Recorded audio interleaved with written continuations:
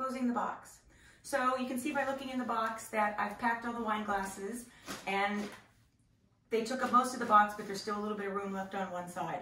So what I'm going to do is I'm going to take some paper. There shouldn't be any open spaces left in a box of Fragiles. So I'm going to take some paper, I'm going to crumple it up. I might make a little baby bumper, crumpled, and then stick that inside the box.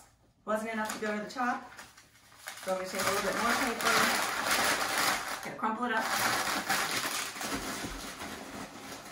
and I'm going to even do one more, just to make it all the way to the top.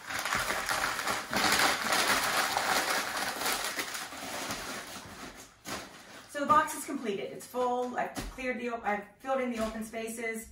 I'm going to close up this box now. So in a lot of instances, the items don't come to the top of the box.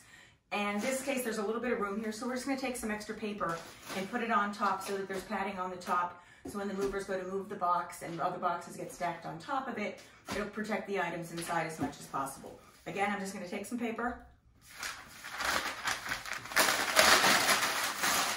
And I'm going to go around the top to try and fill in my areas.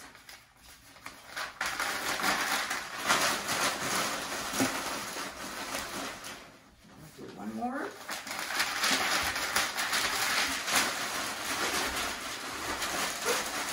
I filled in all my open spaces with crumpled paper. I've laid a little bit of paper on top to protect the items, and now I'm going to close the flaps. Small sides first. Larger size second. I'm going to do my best to push the sides together, making shape. And straight across the top.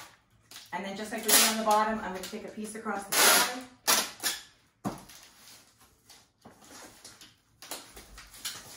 And then a piece across the other side.